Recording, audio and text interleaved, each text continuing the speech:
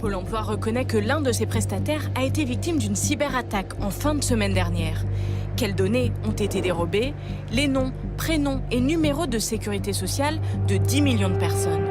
Le gouvernement allemand a reconnu vendredi que des informations confidentielles concernant des centaines de personnalités politiques et publiques avaient été publiées par des hackers sur Internet.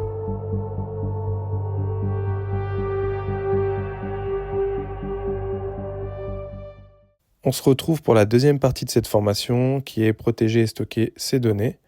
On va commencer par les bonnes pratiques au quotidien, notamment les mots de passe, la messagerie et les adresses mail, les moteurs de recherche et les dangers que peut avoir LinkedIn et son CV sur Internet. Le mot de passe va être la première ligne de défense pour protéger vos comptes et vos données. Mais tous les mots de passe ne se valent pas, donc voici quelques règles pour créer un mot de passe sécurisé. Donc on va avoir la longueur, donc votre mot de passe doit contenir au moins 12 caractères, plus il va être long et plus il va être difficile à craquer. On va avoir la complexité, utiliser une combinaison de lettres, majuscules, minuscules, chiffres et caractères spéciaux. L'unicité, donc ne réutilisez jamais le même mot de passe pour plusieurs comptes. Si votre compte est compromis, tous les autres seront vulnérables. Et enfin, évitez les informations personnelles. Donc, n'utilisez pas votre nom, date de naissance ou d'autres informations facilement devinables. Maintenant que vous savez comment créer votre mot de passe sécurisé, vous vous demandez peut-être comment gérer tous ces mots de passe complexes et uniques. C'est là qu'un gestionnaire de mots de passe devient indispensable. Un gestionnaire de mots de passe, c'est un outil qui va vous permettre de générer des mots de passe forts, il crée automatiquement des mots de passe complexes et uniques pour chaque compte. Il va vous permettre de stocker vos mots de passe en toute sécurité, tous vos mots de passe vont être chiffrés, stockés dans un coffre-fort sécurisé, accessible avec un seul mot de passe principal. Ça va vous permettre aussi de remplir automatiquement les formulaires, plus besoin de retenir ou de taper vos mots de passe. Le gestionnaire va le faire pour vous. Ça va aussi vous permettre de synchroniser vos mots de passe, d'accéder à vos mots de passe sur tous vos appareils, ordinateur, smartphone, tablette. Et donc, il va être important pour éviter la réutilisation des mots de passe, vous protéger contre les attaques par force brute. Les mots de passe générés par un gestionnaire sont si complexes qu'ils seront pratiquement inviolables. Et ça va vous permettre aussi de gagner du temps, plus besoin de chercher ou de réinitialiser des mots de passe oubliés. On va avoir aussi des sites qui vont vous permettre de tester vos mots de passe. Donc ces outils vont vous permettre de vérifier à quel point votre mot de passe est difficile à craquer. Ils estiment le temps qu'il faudrait à un ordinateur pour deviner ou forcer vos mots de passe. Ça va vous permettre aussi de prendre conscience des risques liés à l'utilisation de mots de passe faibles. Et aussi, ces sites vous fournissent des conseils pour renforcer vos mots de passe. La première bonne pratique va être d'activer l'authentification à 2 facteurs. Cela va permettre d'ajouter une couche de sécurité supplémentaire en demandant un deuxième moyen de vérification comme un code envoyé sur votre téléphone. Il va être également important de changer régulièrement vos mots de passe, surtout pour les comptes sensibles comme ceux liés à vos finances ou à vos mails. Une autre règle d'or est de ne jamais partager vos mots de passe, même avec des personnes de confiance. Pour chaque compte, utilisez un mot de passe unique. Réutiliser le même mot de passe plusieurs fois va augmenter le risque que tous vos comptes soient compromis si l'un d'eux est piraté. Et enfin, il va être crucial de vérifier régulièrement si vos comptes ont été compromis dans les fuites de données. Il y a des sites qui sont faits pour ça et qui vous permettent de vérifier si vos informations ont été exposées lors de violations de données. Les emails chiffrés vont empêcher les personnes mal intentionnées de lire vos messages. Cela signifie que même si un mail est intercepté, son contenu reste illisible pour quiconque n'a pas la clé de déchiffrement. Seul le destinataire peut décrypter et lire le mail. Cela va vous garantir non seulement la confidentialité, mais aussi l'authenticité de la communication, car vous savez que le message n'a pas été altéré. On a ProtonMail, qui est un service d'email chiffré de confiance, qui est basé en Suisse, un pays réputé pour ses lois strictes sur la confidentialité. Il va être idéal pour les communications sensibles. On a ProtonMail, qui va offrir un chiffrement de bout en bout, ce qui signifie que les emails sont chiffrés dès leur envoi et ne sont déchiffrés qu'à leur réception. Donc les emails sont automatiquement chiffrés entre utilisateurs de ProtonMail. Pour les non-utilisateurs, vous pouvez envoyer un email chiffré avec un mot de passe que vous partagez de manière sécurisée avec le destinataire. Je vais vous expliquer pourquoi il est utile d'avoir plusieurs adresses email. En utilisant des adresses email différentes pour des services différents, vous allez réduire le risque qu'un piratage ou une fuite de données compromettent tous vos comptes en même temps. Une adresse email dédiée aux inscriptions sur des sites web ou des newsletters permet de garder votre boîte mail principale propre et sans spam. Avoir plusieurs adresses email vous permet de mieux organiser vos communications. Par exemple, vous pouvez avoir une adresse pour les loisirs, une pour les finances et une autre pour les réseaux sociaux. Utiliser une adresse email spécifique pour des activités qui nécessitent un certain anonymat, comme les forums, les achats en ligne, peut permettre de protéger votre identité. Si vous avez plusieurs comptes sur des plateformes différentes, utiliser des adresses mail distinctes peut simplifier la gestion et la récupération de ces comptes en cas de problème. Pour des inscriptions ponctuelles ou des services temporaires, une adresse email jetable ou secondaire peut être très utile sans compromettre votre adresse principale. Et enfin, avoir une adresse email dédiée à votre vie professionnelle et une autre pour votre vie personnelle vous permet de mieux séparer ces deux aspects et d'éviter les mélanges indésirables. Maintenant que nous avons vu les avantages d'avoir plusieurs adresses email, je vais vous expliquer comment mettre en place cette stratégie de manière simple et efficace. Donc déjà, on va voir les alias. Donc une première méthode qui consiste à utiliser des alias, par exemple avec Gmail, vous pouvez ajouter un plus suivi d'un mot-clé à votre adresse email, comme mon email plus inscription@gmail.com. Cela vous permet de créer des adresses uniques pour chaque service tout en utilisant la même boîte mail principale. Pour les inscriptions temporaires ou peu importantes, on peut utiliser des services d'email jetables. Ça va être des adresses temporaires qui expirent après un certain temps, ce qui est idéal pour éviter le spam et protéger votre adresse principale. On peut configurer des filtres.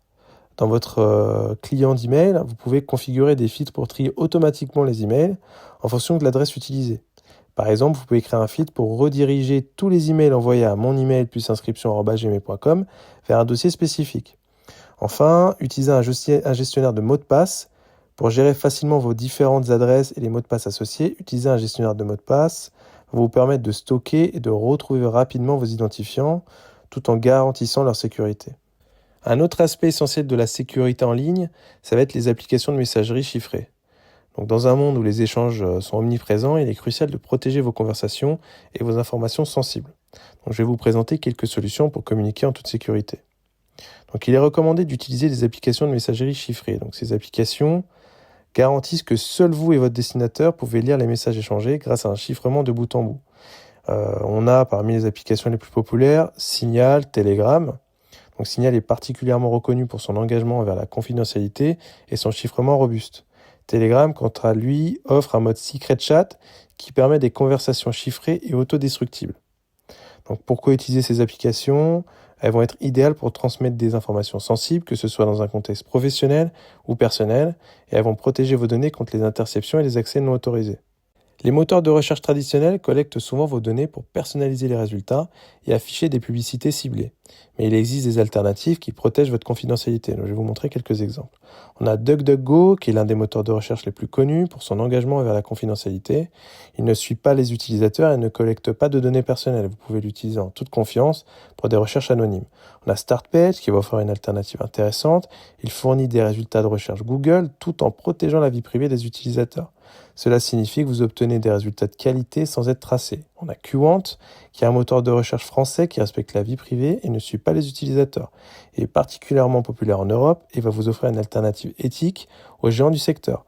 On a Brave Search, qui est développé par les créateurs du navigateur Brave. Brave Search offre des recherches privées et indépendantes. Il est conçu pour fournir des résultats de recherche sans collecter de données personnelles. Maintenant, je vais vous parler de Google My Ad Center.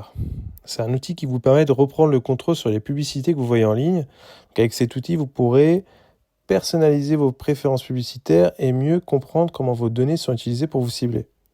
Donc avec Google My Ad Center, vous pouvez indiquer vos préférences comme vos centres d'intérêt ou les catégories à éviter. Cela va vous permettre de recevoir des publicités plus pertinentes et moins intrusives. Ça va aussi vous permettre de voir les informations que Google utilise pour vous cibler. Donc si certaines données ne vous conviennent pas, vous avez la possibilité de les ajuster ou de les désactiver complètement. L'outil va aussi vous permettre de bloquer des annonceurs spécifiques ou d'éviter des catégories entières comme les jeux d'argent ou l'alcool. Cela vous donne un meilleur contrôle sur le type de publicité que vous voyez. Et enfin, vous pouvez voir aussi l'historique des publicités et comprendre quels centres d'intérêt ou données ont été utilisés pour vous cibler. Les informations comme votre date de naissance, votre adresse ou votre numéro de téléphone peuvent être utilisées par des cybercriminels pour voler votre identité. Une fois qu'ils ont ces données, ils vont pouvoir ouvrir des comptes à votre nom ou commettre des fraudes. Partager les informations personnelles peut également vous exposer aux harcèlements ou au stalking. Des personnes mal intentionnées peuvent utiliser ces données pour vous localiser ou vous contacter de manière intrusive, ce qui peut être très dangereux. Avec suffisamment d'informations, quelqu'un pourrait créer un faux profil à votre nom, cela peut nuire à votre réputation professionnelle et personnelle et vous causer des problèmes difficiles à résoudre. Indiquer votre lieu de travail exact peut permettre à des inconnus de savoir où vous vous trouvez à des moments précis. Cela peut vous exposer à des risques de sécurité physique ou à des intrusions dans votre vie privée. Donc en résumé, il va être essentiel de faire preuve de prudence lorsque vous partagez des informations personnelles sur votre CV ou sur LinkedIn. Bon, maintenant, je vais vous donner quelques conseils. Donc déjà, évitez d'indiquer votre adresse postale complète, utilisez uniquement votre ville, votre région, si cela est nécessaire. Cela suffit en général pour les recruteurs et réduit les risques de localisation précise. Évitez les détails trop précis. Ne partagez pas des informations sensibles comme votre date de naissance complète, votre numéro de sécurité sociale ou d'autres données personnelles détaillées. Limitez les informations de contact, utilisez une adresse email professionnelle plutôt que personnelle pour vos candidatures. En suivant ces conseils, vous allez pouvoir réduire les risques de divulgation d'informations personnelles tout en restant professionnel. Du coup, j'aimerais revenir un petit peu sur LinkedIn. Donc, si vous indiquez votre lieu de travail sur LinkedIn, quelqu'un peut savoir où vous êtes pendant vos heures de travail. Cela peut poser des problèmes de sécurité, surtout si des personnes mal intentionnées utilisent ces informations pour vous localiser. On a l'ingénierie sociale, les cybercriminels peuvent utiliser vos informations personnelles pour vous cibler avec des attaques de phishing ou des escroqueries. Par exemple, ils pourraient se faire passer pour un collègue ou un recruteur pour obtenir des informations sensibles. On a la concurrence ou l'espionnage industriel, donc des concurrents pourraient accéder à des informations sensibles sur votre entreprise via votre profil LinkedIn. Cela peut inclure des détails sur votre projet, vos clients, vos stratégies, ce qui pourrait nuire à votre entreprise. Donc en conclusion, il va être crucial de faire preuve de prudence lorsque vous partagez des informations sur votre lieu de travail sur LinkedIn. C'est la fin de cette deuxième partie. Dans la prochaine partie, on verra comment sécuriser ses connexions en voyage, les techniques de diversion et le comportement en déplacement. N'oubliez pas de vous abonner et on se dit à la prochaine.